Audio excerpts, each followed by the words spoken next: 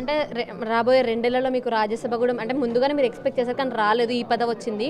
రాబోయే 2 ఏళ్లలో మిమ్మల్ని రాజ్యసభ ఎంపీగా చూడబోతున్నామని చెప్పి సార్ చూడండి, అప్పటి వరకు ఇస్తారని నమ్ముకుంది. ఎందుకంటే నేను ఇంత పని చేస్తున్నా, అందరు కూడా ఇవాళ ప్రజలలో కూడా అభిమానం ఏర్పడింది.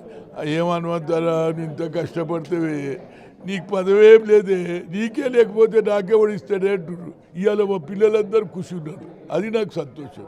ఏదో ఇచ్చిండ్రు, చిన్న పదవే పెద్ద పదవి కాదమ్మా, పని తరగతితో ఆ పదవికి వాల్యూ పెరుగుతుంది అనేది నా ఉద్దేశం.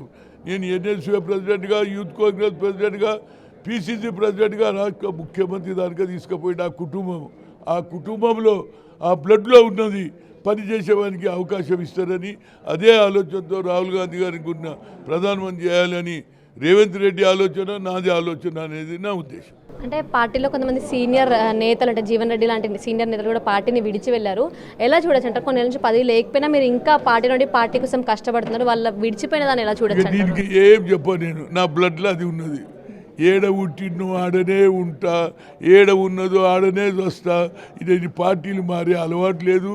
నేను ఒక చిన్న కుటుంబంకి వెళ్ళి వచ్చినా నాకు ఈడదానిగా తీసుకొచ్చిందంటే ఆ పార్టీని మర్చిపోతే జనం ఇప్పటిదానిక దాని గురించే హనుమంతన అరే కాంగ్రెస్, హనుమంతన కాంగ్రెస్ అంటారు.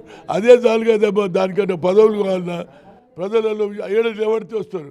అదే హనుమంత్ బాయ్ అంటాడు. ఇప్పుడు ఆర్టీసీ బస్సు హనుమంతన బండాపి అలా బాగున్నావే అంటాడు. ఎందుకు ఇంతకంటే ఎవరు?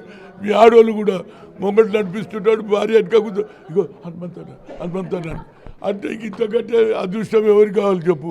కనుక నాకు అలాంటి ప్రజల సపోర్ట్స్ ఉన్నది. తప్పనిసరిగా హనుమంతన్న ఏదైనా నేను సంపాదించాలంటే సగం హైదరాబాద్ ఉండే. ఇంకో మాట చెప్తా మీ టీవీకి,